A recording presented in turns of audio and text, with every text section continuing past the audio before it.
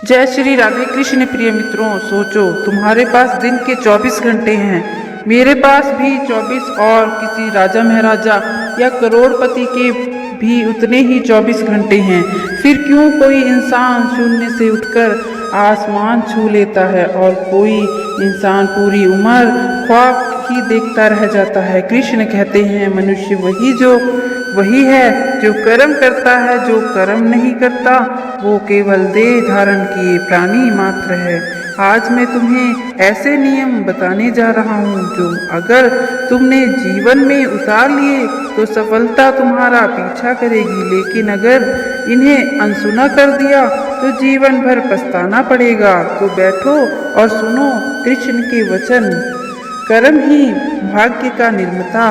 अक्सर लोग कहते हैं मेरा भाग्य खराब है, लेकिन क्या भाग्य आसमान से टपकता है? नहीं, भाग्य वही है जो तुम्हारे कर्म से बनता है। अर्जुन अगर रणभूमि में बैठकर भाग्य को कोसता है तो आज कोई उसे याद नहीं करता। कृष्ण ने कहा, हे अर्जुन, उठो, धनुष उठाओ, कर्म करो।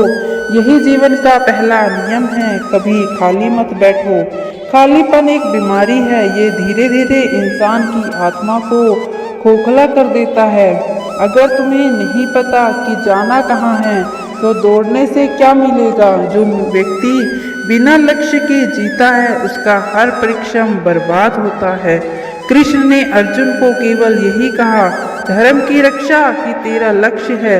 सफल इंसान हमेशा अपने जीवन का लक्ष्य साफ रखता है। लक्ष्य छोटे या बड़े लेकिन होने चाहिए।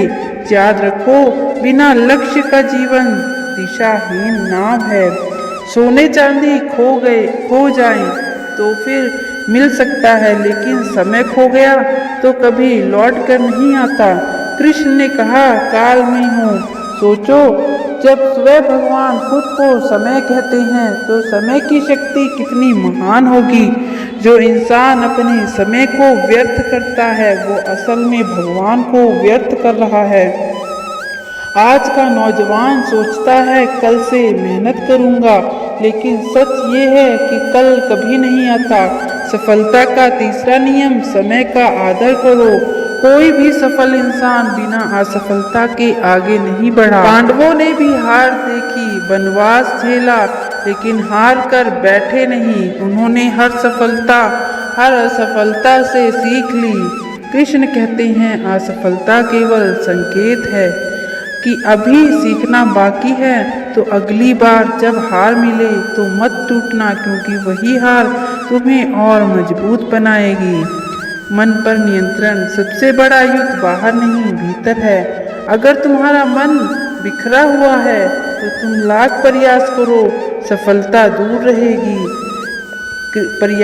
सफलता दूर रहेगी। कृष्ण ने कहा, मन ही मित्र है और मन ही शत्रु है। जिसने मन पर विजय पा ली और उसने संसार जीत लिया। इसलिए सफलता का पांचवा नियम, अपने मन को साधो, ध्यान करो, अनुशासन अपनाओ और अपने विचारों को शुद्ध करो। इंसान वही बनता है जिसकी संगति करती है। अगर तुम आलसी और नकारात्मक लोगों के बीच हो तो मेहनती होकर भी सफल नहीं हो पाओगे। गुरुजनों ने कहा, जैसी संगति करोगे वैसे ही रंग लगेगा। सफलता का छठा नियम, अच्छी संगति अपनाओ। बीज बोने के बाद पेड़ तुरंत नहीं उगता, उसे पानी चाहिए, समय चाहिए, धैर्य चाहिए। वैसे ही सफलता भी तुरंत नहीं मिलती। कृष्ण ने गीता में कहा, कर्म करो, फल की चिंता मत करो। इसका मतलब है कि तुम्हें अपना काम लगातार करते रहना है। सफलता का सातवां नियम, निरंतरता बनाए रखो।